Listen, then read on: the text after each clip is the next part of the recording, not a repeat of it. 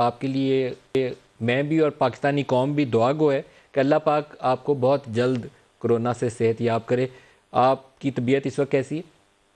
جی اللہ کا فضل ہے، کوئی سمٹمز ایسے کوئی خاص تھے نہیں، ذرا سا گلا خراب تھا 2-4 دن سے، تو ذرا ٹیسٹ کرا لیا گیا اسی لیے کہ دیکھ لیں کہ کیا ہے، تو پتہ چلا کہ کووڈ ہے۔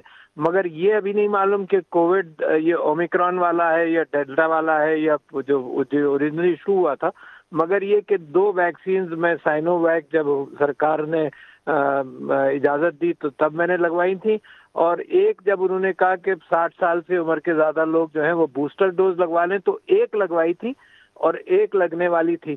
تو میرا خیال یہ ہے کہ آپ کے ذریعے میں لوگوں سے یہ کہہ سکتا ہوں کہ جنہوں نے ویکسین نہیں لگوائی وہ لگوا لیں، اور جو بوسٹر کے لیے ایلیجیبل ہیں وہ بوسٹر لگوائیں، اس لیے کہ اس بات کا غالب امکان ہے کہ جو بھی وائرس کورونا والا آئے گا تو اس کے اندر جو لوگوں نے ویکسینیشن کرایا ہوا ہے ان کے اوپر کم اثر ہوگا۔ یہ الگ بات ہے کہ اللہ تعالیٰ جب جس کی جان لینا چاہے گا اس کی جان لے گا، تو دیٹ از، مگر آدمی اپنی طرف سے احتیاط کرے۔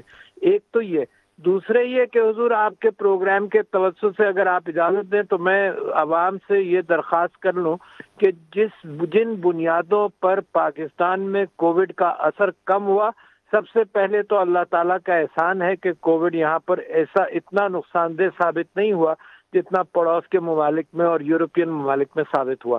اس کے پیچھے وہ ڈرائیورز ہیں، اللہ تعالیٰ وہ اسباب پیدا کرتا ہے جس کے اندر ہماری عوام نے بھی ریسپونڈ کیا، علماء نے بھی ریسپونڈ کیا، میڈیا نے بھی کیا، اور میں شکریہ ادا کرنا چاہتا ہوں ہیلتھ ورکرز کا، ڈاکٹرز، نرسز اور سب کا جنہوں نے ریسپونڈ کیا۔ تو پاکستان کے اسپتال بھی 80% سے، جب پیک پر بھی تھا تو 80% سے زیادہ آکیوپنسی نہیں آئی۔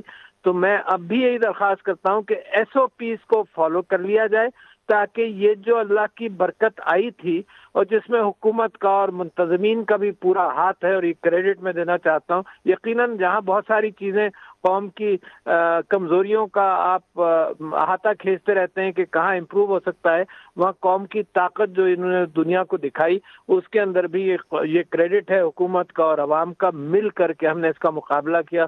تو یہ جو پریونشن ہے یہ جاری رکھیں جناب، تاکہ لوگوں کو، خاص طور پر جن کو اور دوسری کوئی بیماری ہو تو اس کے ساتھ یہ مہلک بن سکتا ہے، تو یہ احتیاط جاری رکھیں جناب۔ صدر صاحب آپ کا بہت شکریہ۔ آپ کو درخواست اس لیے اور زحمت اسی لیے دی تھی کہ آپ کی زبانی یہ پاکستانی قوم تک میسج پہنچ جائے کہ احتیاط جو ہے سب سے بڑا ہتھیار وہی ہے۔ اللہ پاک آپ کو بہت جلد صحت دے۔ کچھ کلوزنگ ریمارکس کچھ کہنا چاہیں ایک لائن میں؟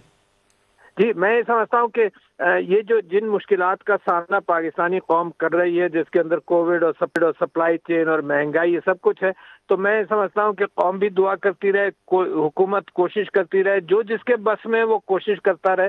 تو میں تو بڑا پر امید ہوں کہ پاکستان کہیں نہ کہیں ایسی جگہ پر کھڑا ہے کہ یہ افغانستان کا امن ہو جائے انشاءاللہ۔ جس طرح سے چل رہا ہے تو Pakistan is ready to jump in the comity of nations to a prosperous country انشاءاللہ جناب۔ بہت شکریہ آپ کا۔ ڈاکٹر صاحب ویسے بیماری کی حالت میں دعائیں بہت جلد قبول ہوتی ہیں، مہنگائی کے خاتمے کی دعا خاص طور پر زور دے کے مانگیے گا۔